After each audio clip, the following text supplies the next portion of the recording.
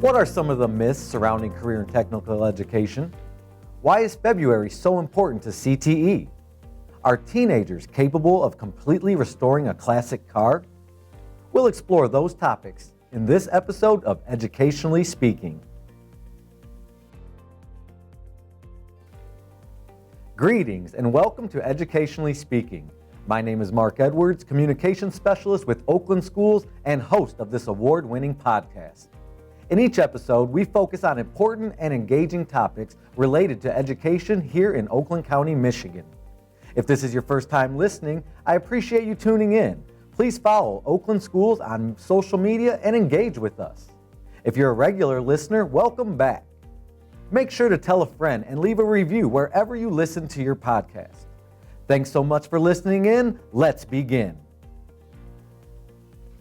In this episode, we'll discuss Career and Technical Education Month and try to dispel any mistruths associated with CTE as we speak with Chris Vraniak, Dean of Oakland Schools Technical Campus, Southwest, located in Wixom, Michigan. Later, we'll be joined by a group of his collision repair and refinishing students who are in the early stages of restoring a 1969 Chevy Camaro. All right, let's jump right in. Chris, thanks for joining us and inviting us to your beautiful campus here at OSTC-Southwest. A couple weeks ago, I had a chance to tour and see some of the programs in action. Your students are actually amazing. Oh, they're incredible. And the building is incredible too, isn't it? Truly.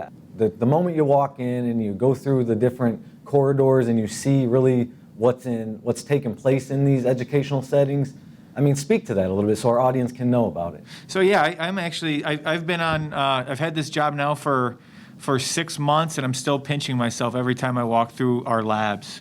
Our labs here, and we're told this time and time again, they can compete with any community college and university in terms of the cutting edge equipment that we have. Our students are, bell to bell, when they're with us for over 2 hours a day, they are engaged, and they're diving deeper into their passion or the area that they're curious about. So for me, the biggest test is when students leave our doors every day and I check in with them and say, how'd it go today? And they say, man, we love it here. This is great. This is different than any school I've ever been to. That's to me the true indicator of success. And I've seen that more here than in any other school I've worked in. Just gives you a good feeling about the work that you're doing, and when you love what you do, it doesn't really feel like work. That's what we tell these students, and hopefully that's what they're getting out of all of these programs here. So February celebrates CTE Month. Can you elaborate on its importance? Yeah, so for us, CTE Month, I tell everybody CTE is the future of education, because to me it's all about students really taking ownership of their education, empowering themselves to dive deeper into an area that they're passionate about. A lot of times in traditional schools, we've slated kids into, here's your slate of classes, and whether you like it or not, this is what you need to get through. So we're the opposite of that. Whether a kid's just curious about a certain industry or a skill set that they have, or that they're truly passionate about them, we're all about immersing them in that passion. So for me, CTE Month is about celebrating that level of passion. And it's also about building awareness, because truly a lot of kids and a lot of families, I don't know about you, Mark, but when I was going through school, I didn't necessarily know opportunities like this existed. I think a lot of families still don't. So a big part of our job is to build that awareness and to let kids and families know that we exist and that we are truly the best option, I believe, for most kids. And if you are here in Oakland County, Michigan, and you're a parent listening to this podcast, how can they find out about the great things that are happening in our 4 campuses? So the best place to start is OSTC online. We have 4 campuses around the county. We're the Southwest campus. We are currently accepting visitors to walk through different programs during the school day. We have showcase events both in the evenings and during Saturdays, where students can come in and say, hey, I want to check out whatever program it is, and actually, roll up their sleeves and get their hands dirty in a lab and be engaged and find out if this is for them or not. You talked about awareness, and really, I think CTE for many, many years has had a stigma, or we're trying to break the mindset and let people really know that this prepares students for careers right out of high school. They can jump in to a career and earn a good wage. So there's a lot of misinformation through the years surrounding CTE, and you're right, it's our job to kind of break the myths. And so let's try to do that right now and set the record straight on a little bit. So I'm going to throw a myth at you, and I just want you to kind of, break it down and clarify it so people that are listening know what CTE is and that it is truly a great thing for students. So myth number one, career and technical education is for low-performing students or students that do not go on to college or post-secondary training. Chris, what do you say to that? False. So that's a myth. That's a clear myth. CTE is for all students. So our tech campuses in Oakland County, we've sent students to the Ivy League schools, send a lot of students to University of Michigan, Ann Arbor, Michigan State, all the top universities across the state and in the country. We have students leave high school, our programs, and go straight to the workforce. The majority of them go to get at least some community college, but also four-year degree. So it's for everybody. Really, who it's for is students who are either curious about something they think they could be passionate in, or they already are passionate in. You're getting hands-on experience, and you're being immersed. And to me, what could beat that? But no, the truth is, it's for all students. We have a lot of data to back that up. That's good stuff. We'll get into some data later in the show. Here's myth number two: CTE programs lead to careers with low wages. So again, absolutely false. For us to run a program, a CTE program in the state of Michigan, it has to meet a few criteria. It has to be high skill, it has to be high demand, and it has to have a high wage or high salary. So those numbers are reviewed across the state of Michigan. So again, in order for us to run a program and to receive approval to run a program, it has to meet those thresholds. So we run the salary and the wage information every year. And these are truly outstanding paying jobs. Most of the stuff, the programs that we offer, truthfully, are higher paying jobs than a lot of four-year degrees will provide. So our students, again, they're receiving industry recognized certifications that they walk away for, no charge out of their pocket, on-the-job training, paid internships. They're truly leaving our doors after senior year of high school ahead of a lot of kids who are in college programs. So it's really just a jump start. Absolutely. And so what do we know? The median earnings of a CTE student typically, what does that come out to be? Do we know that number? Depends on the program. Okay. Yeah, it depends on the program. That information, though, we do have deeper dives into each of our programs and each of the career paths on OSTC online. And I also did get a resource, I believe it was Onnetcom, and it's a great resource if you're a parent out there and you're researching careers with your students. Google, put it in your search engine, Onnet.com. You can type in the actual career and it'll give you salary breakdowns. It will give you what you need to do to pursue that career. So a great resource. But just to dive a little bit deeper, I mean, so we took a group of students to a welding competition recently. Our students took first, second, third, fourth, fifth, sixth, and seventh place. The folks who ran that local iron workers organization, they showed us all the breakdowns. First year on the job, $85,000 starting. That's before any overtime. I think that breaks a lot of myths because, again, not a job that necessarily needs a four-year degree there. Meeting with our automotive advisors, certified mechanics, they say they're all starting folks at $90,000 plus a year. So a lot of numbers that I'm hearing from multiple industry partners that are really, it's like, wow. I mean, these are great paths. So that's not even looking at, maybe some of your more professional jobs, such as, going into health sciences field, working in a hospital, or your engineering, robotics fields. So I say that the numbers are very surprising when it comes to salaries. Yeah, that's information that maybe if you and I would have had 20 years ago, we would have possibly shifted our career paths, right? It's all about empowerment. Yeah, Absolutely. It is. Making informed choices. So that website that I just shared is onnetonline.org. Onnetonline.org, a great resource if you're a parent out there listening. All right, let's jump into myth number 3. CTE programs aren't relevant if a student doesn't know exactly what career they want to pursue. Again, what are your thoughts on that? Yeah, that would be a myth. To me, we have two types of students who come through our door. Those who know what they're passionate about, they know their pathway, and that's pretty rare for a kid who's 17 or 18 years old. It's a great thing if they know that, and we want to empower them and give them all the skills and training that's necessary. But truthfully, most 17 and 18-year-olds, they're curious about different things, but they maybe haven't settled on one thing. So what we like to tell them is, let's dive in. Let's give you all the skills necessary to be really, really good at this thing you're curious about. And if at the end of the year you say, you know what, that's great, I've got these skills, I have these certifications, no one can ever take that away from me, but this isn't for me, that's an empowering experience as well. We'd rather have you do that at no charge to you or your family in high school than doing it. We all know what university prices look like now. To learn that after 2 years of college, that's an expensive thing to learn. Absolutely. And it pigeonholes a lot of kids into saying, you know what, I'm just going to ride it out. So it's, to me, again, it's knowledge is power, and we allow kids to make those informed choices. So no, you don't have to be set on anything. That's obviously way too much pressure for a teenager to have on them.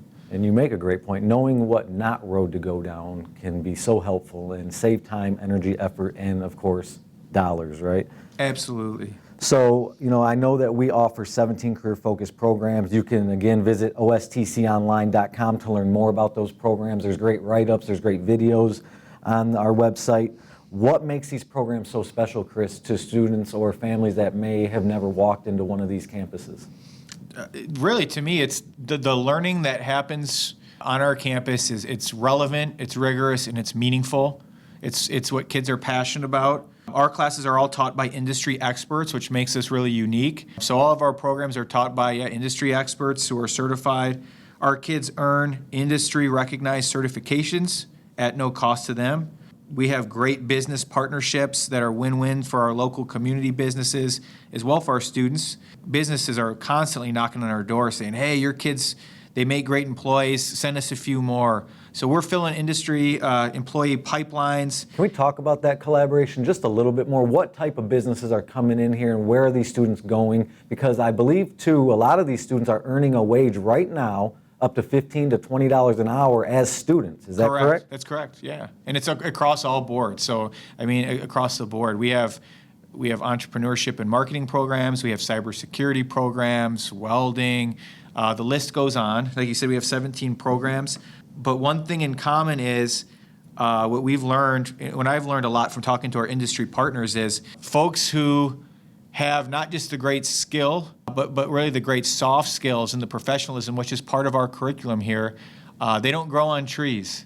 So we're told time and time again from our industry partners, if you guys produce kids who are ready for the workforce, and we really can't have enough of that. So they come knocking on our doors all the time. We have a couple hundred industry partners.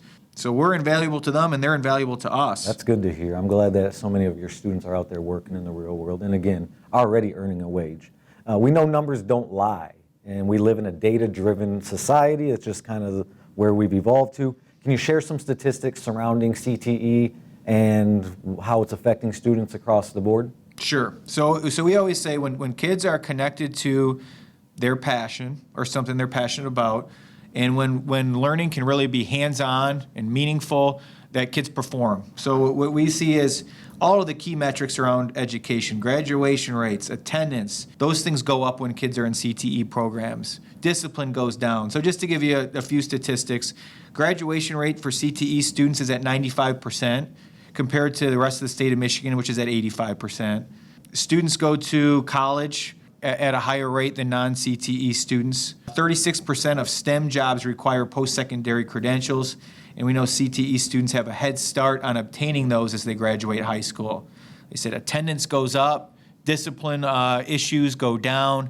Really, you name any key metric that schools talk about, that legislators talk about, and we have very clear evidence that kids in CTE programs, which shouldn't be a surprise, they're engaged, they're doing something they care about, all the metrics improve. I think the reason you're starting to see in the news, both at the state and federal level, that funding for CTE is increasing, it's because it's good for kids, it's good for families, and it works. It's good to hear that our legislators are responding appropriately to that. And so we know that there's proof that CTE offers value to our students. What about professional student organizations that also help them prepare for these careers? So our professional student organizations are leadership opportunities for students no matter what program they're in. We have a few examples of those. So our health students can compete at the state and national level, win awards, for example, in HOSA. We have DECA, which is a nationally recognized organization for business classes or entrepreneurship classes.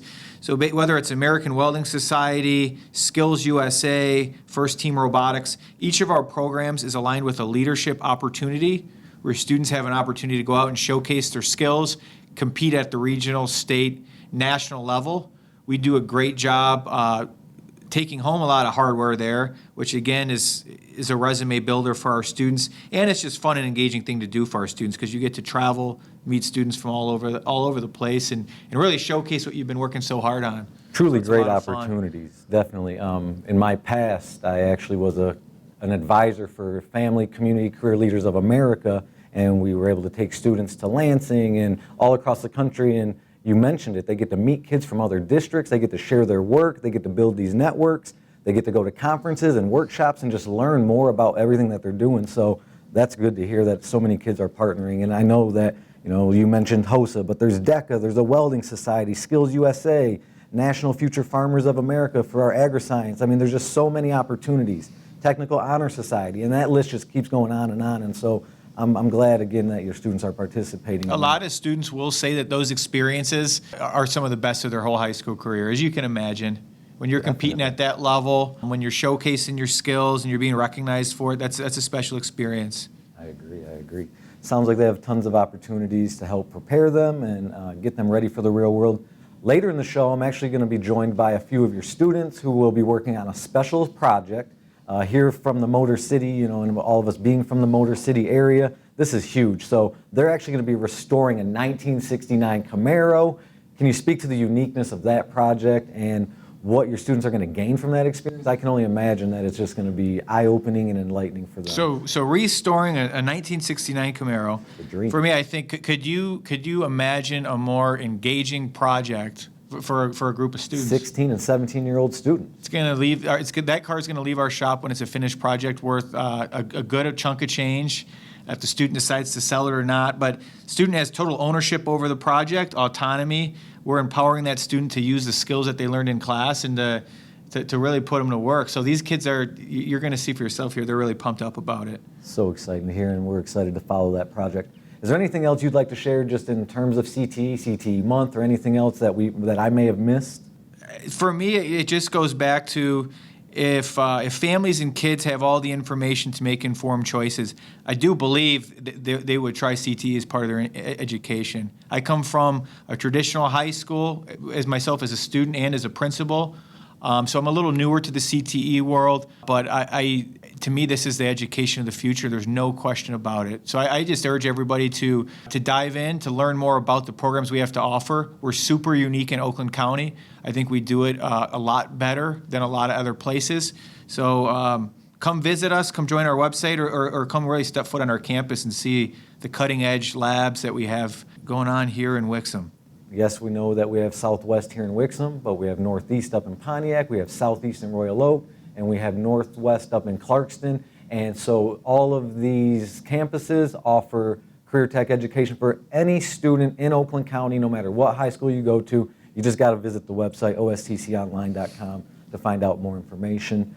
Chris, let's finish with something kind of fun. We did speak salaries a little bit earlier. I want to do a little bit of CTE salary trivia with you. Let's check out those numbers. Okay. And this isn't no knock on you. If you get them, if you go 3 for 3, great. If you go 0 for 3, that's okay too. We'll all learn something here today. So we're speaking about the median salaries of an automotive service technician. What do you think that median salary is? $41,000 a year, $44K, or $54K a year? So I'll say this. I'll answer the question. Before I do that, I know I meet with, because I oversee our auto tech advisory board. So we have a group of, say, 15 to 20 folks who run businesses and who work in the industry. So you have insight on this. Well, then, yeah, and they got a little bit upset and said these numbers are completely wrong. They said we're starting folks. They said if you have the industry certs that we get kids, they said we're starting folks at $90,000 a year. Wow. So, and they told me why these numbers are dragged way down. Sure. They said that's more for maybe quote unquote shop hands or oil change technicians, but I'll say the 44 number, but like I said, from what I've been told from our industry experts, that the numbers are not accurate, but I'll say 44,000. If I had a bell, I would ring it. That is correct. So you're 1 for 1 there, and that's definitely a discrepancy. And I would hope that we could get some more accurate numbers. What they shared with me is maybe that's a lot of non-certified folks in different jobs that are just tied to auto. So Gotcha. Maybe more information than you wanted there. Next time I'll just Good answer for our the question. families to know. That's okay. No, that's great. All right, cybersecurity, computer systems analysis, the median, 93, 100, or 110,000. I'm going to say 100. All right, if I had a buzzer, I would hit the buzzer. 93 is what 93, I had. okay. And again, this goes back to the website that I referenced earlier in the show, and you guys will find that in the show notes if you want. One of our newer programs, though, it's an expensive program to launch in a school. It's worth every penny as a student to come here. A booming industry. So one of our newer programs, and it's very high demand. Our students are filling those classes up. And I know cybersecurity has many layers to it, so you don't just have to be a computer systems analyst. There's different levels of that work. Absolutely. So that's good stuff. All right, last one, Mechatronics Engineer. 80K a year, 90K a year, or 100K a year? The median, I guess I'll say 80. All right, this one actually is the 100 a year. Okay. So 100,000 a 1 year for for a 3. mechatronics engineer. And again, if I would have known that information 20 years ago coming out of high school, I would be in a different field right now. Probably we wouldn't be having this conversation, but that's neither here nor there. Chris, I want to thank you so much for joining us and spending some time with us today on the Educationally Speaking podcast and helping shed light and break these myths of CTE and the importance of it. Definitely. CTE has changed a lot. Like I said, it's for everybody. CTE is definitely for all students. Come out and visit us. It speaks for itself more than I think anything that I could say here on a podcast. So please do come out and visit us. Join us on the website, OSTC Online. Set up a tour. We would love to meet you. I want to thank Chris Vraniak, Dean of Oakland Schools Technical Campus here in the Southwest Campus in Wixom.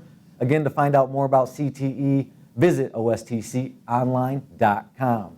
When we come back, we'll be live on location from the Collision Lab with 3 of Chris's students who are in the Collision Repair and Refinishing program. We'll be right back.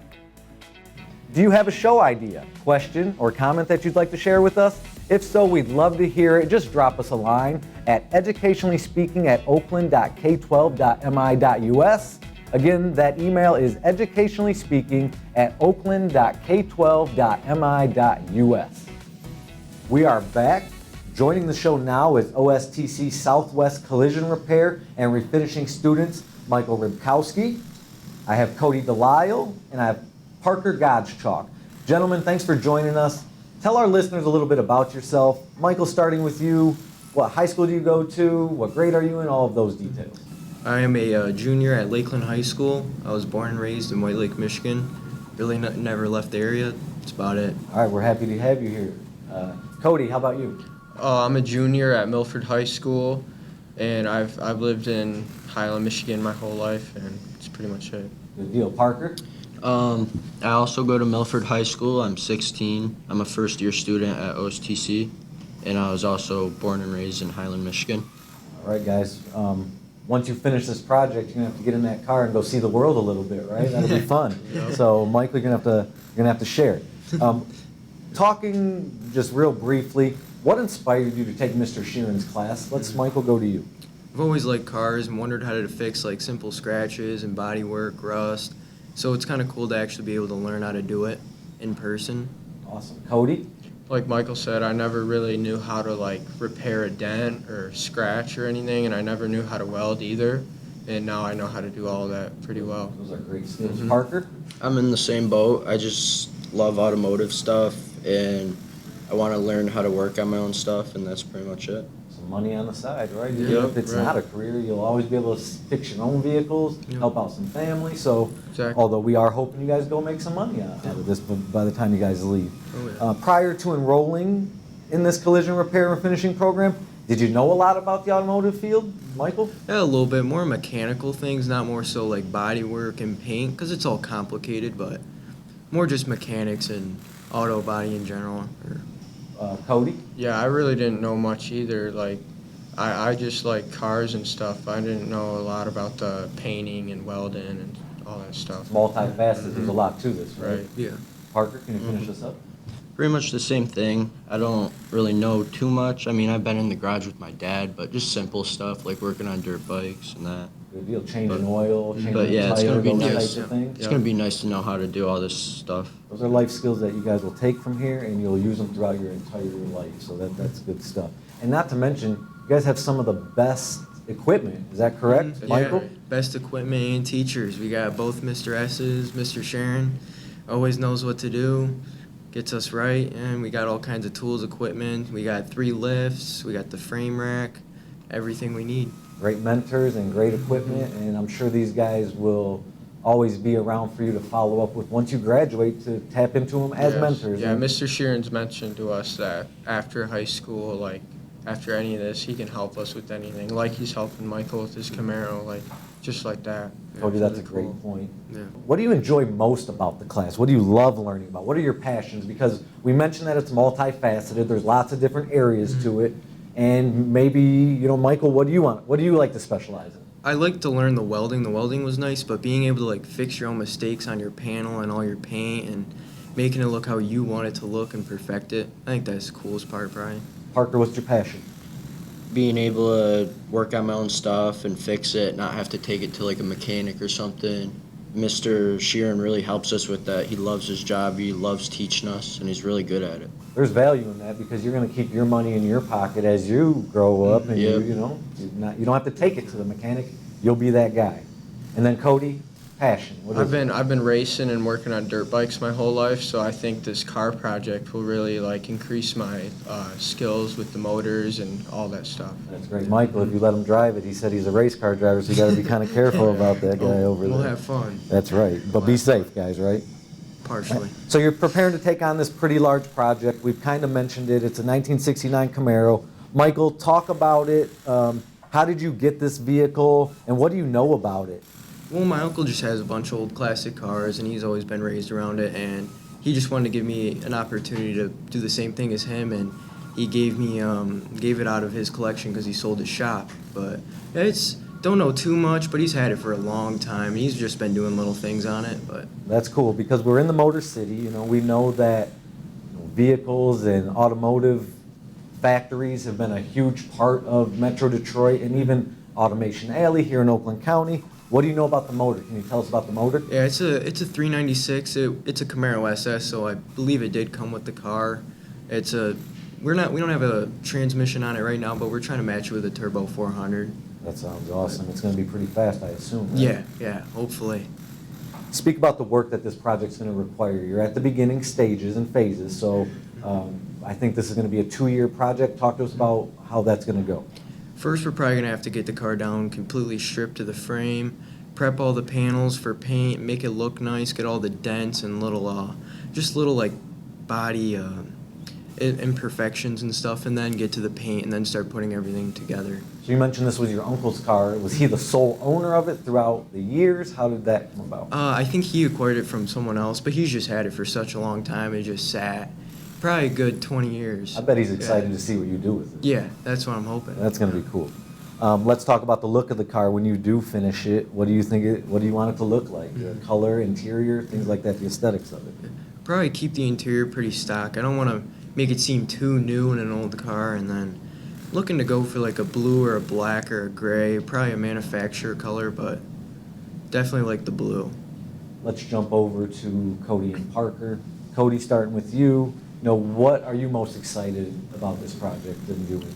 Well, I've never really done like worked on a car like this before, and we're gonna be putting in the motor. We've been painting all year, but it's just been on panels and stuff, and it's never been on something that's really gonna be used in the real world. So I think it's gonna be cool.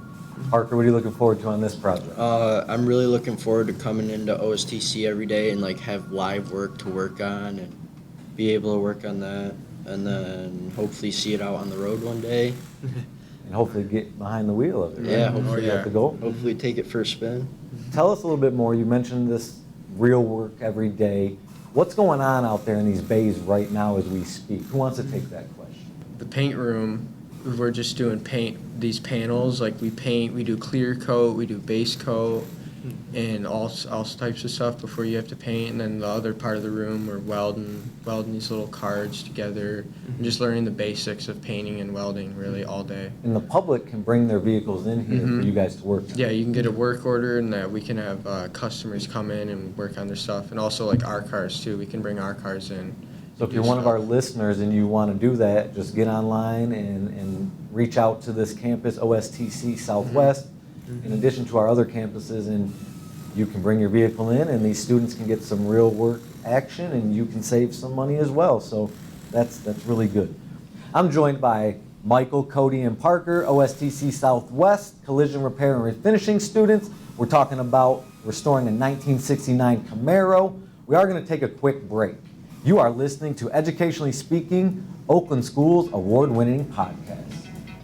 I want to say hello and thank you to everyone listening on 89.5 WAHS, 89.3 Lakes FM, and radio CMLF.org, Multicultural Radio. Remember, you can download the Educationally Speaking podcast on Apple, Google, and Spotify. Make sure to leave us a review. We're back. You are listening to Educationally Speaking, Oakland Schools award-winning podcast. In our final segment today, we are wrapping up a conversation with OSTC Southwest Collision Repair and Refinishing students Cody, Parker, and Michael. Thanks again for joining us today, guys. Real quick, we're talking about this 1969 Camaro that you guys are going to be restoring. Michael, we talked a little bit about the timeline. Tell us when you would like to have it completed by. Well, I finished this year in May or June, so hopefully by the end of next year. Probably, I think we get out a little bit earlier since it's our senior year, but yeah, hopefully by the end of next year. So over the summer, will this project go on like a pause, a hiatus, or will you still be able to work on it over the summer? Yeah, probably 50-50, just depends where we store it or not. If we store it in a storage unit for the summer, then I'd like to go out some days and just like keep myself occupied and touch some things up, but other than that, it probably won't get touched too much. So we're thinking about the end of 2023, May or June of 2023? Yeah, around, yeah. Sounds good. So we'll be following the project. We'll be able to share some of the images and photos online and on our social media.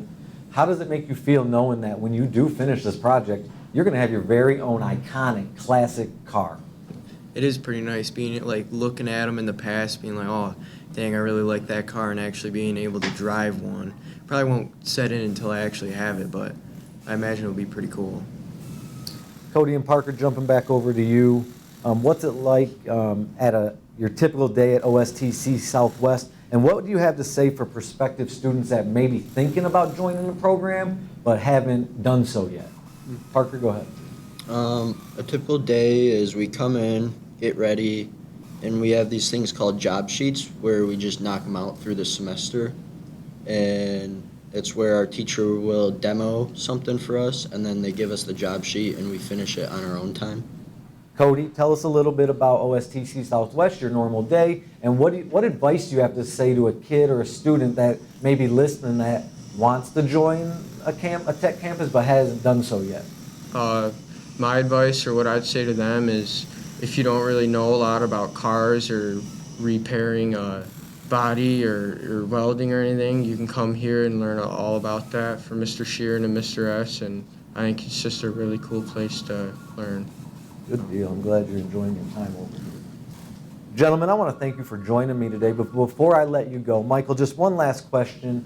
Is there anything else you want to share with the audience about this 1969 Camaro when you finish it?